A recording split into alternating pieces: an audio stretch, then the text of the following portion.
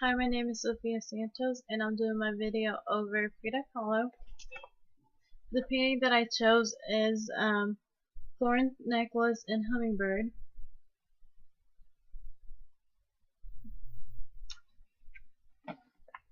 Magdalena Carmen Frida Kahlo E. Calderon, as her name appears on her birth certificate, was born on July 6, 1907 in the house of her parents, known as La Casa Azul, the Blue House, in Coyoacán. At the time, this was a small town on the outskirts of Mexico City. Frida's mother, Matilde Calderón y González, was a devout Catholic of primarily indigenous as well as Spanish descent. Frida's parents were married shortly after the death of Guillermo's first wife during the birth of her second child. Although their marriage was quite unhappy, Guillermo and Matilde had 4 daughters, with Frida being the third. She had 2 older sisters. Frida once remarked that she grew up in a world surrounded by females. Throughout most of her life, however, Frida remained close to her father. Kahlo contracted polio at the age of 6, which left her right leg thinner than the left, which Kahlo disguised by wearing long skirts. It had been conjectured that she also suffered from spina bifida, a congenital disease that could have affected both spinal and leg development. As a girl, she practiced in boxing and other sports. In 1922, Kahlo enrolled in the preparatory one of Mexico's premier schools, where she was one of only 35 girls. Kahlo joined a gang at the school and fell in love with the leader, Alejandro Gomez Arias. During this period, Kahlo also witnessed violent armed struggles in the streets of Mexico City as the Mexican Revolution continued. After the accident, Frida Kahlo turned her attention away from the study of medicine to begin a full-time painting career. The accident left her in a great deal of pain while she recovered in a full-body cast. She painted to occupy her time during her temporary state of immobilization. Her self-portraits became a dominant part of her life when she was immobile for 3 months. After her accident, Frida Kahlo once said, "I paint myself because I am often alone and I am the subject I know best." Her mother had a special ease made for her so she could paint in bed, and her father lent her his box of oil paintings and some brushes. Drawing on personal experiences, including her marriage, her miscarriages, and her numerous operations, Kahlo works often are characterized by the stark portrayals of pain. Over 143 paintings, 55 of those were self-portraits, which often incorporate symbolic portrayals of physical and psychological wounds. She insisted, "I never painted dreams, I painted my own reality," which explains why all of her picture backgrounds weren't reality, but it was her own world, which she created. Frida Kahlo's painted self-portrait Thorn Necklace and Hummingbird. In spite of its small size, there are many different aspects to focus on, many of which are symbolic to Kahlo. Kahlo faces the viewer with her head, the shoulders taken up much of the space.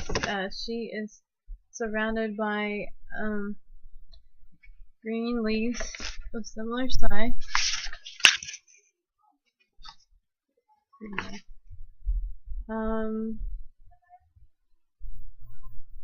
And they're similar sizes and shapes. One of them is yellow behind her head.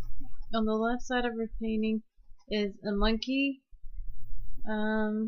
which holds a piece of the thorn necklace, and on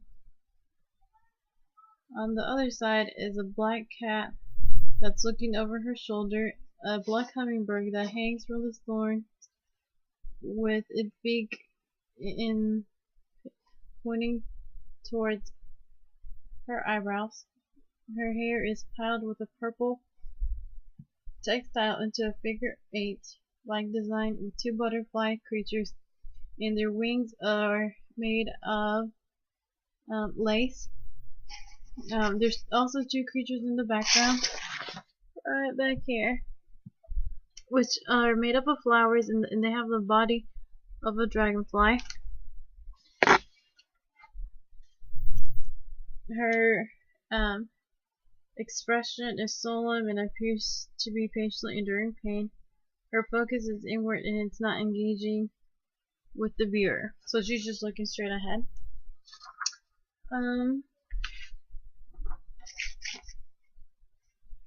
Placed in the center of the composition, the bird position, the eyebrows, the mustache, the hair part, all division in the figure, which cuts it into two symmetrical halves, which you can see, like her part right there, and then her eyebrows, her eyes, nose, ears, and her lips give that symmetrical that they talked about. The environment is less symmetrical because it has two different creatures behind her shoulders and more random placement of leaves and the contrast of yellow leaf behind her head. The background uses mostly cool colors. The color on the figure is mostly warm with very pink cheeks and red lips. Her neck is longer, which gives it like a weird look to the painting. The repeated arch shape unifies the work by connecting the figure to the environment. The placement on the hummingbird is unusual and draws the attention to Kahlo's facial expression, which they are referring to her eyebrows, because her eyebrows weren't like that, but she just that's the way she saw herself. And she also would paint a mustache in her pictures and would give herself male-like characteristics, which in some of her paintings you have to like take a double take to depict whether it's a male or a female. The unusual Frida Kahlo spent most of her life in physical pain after a streetcar accident at the age of 15, which resulted in 35 operations to try to repair her body. The viewer wondered what pain she endured. Frida Kahlo was a legacy. Her work of art was criticized because it was misunderstood, and she rooted for the Mexican Revolution and helped influence it. Her work of art were inspiring and full of her pain she endured. She used her paintings to relieve and express her pain, which couldn't make public because she was a public figure.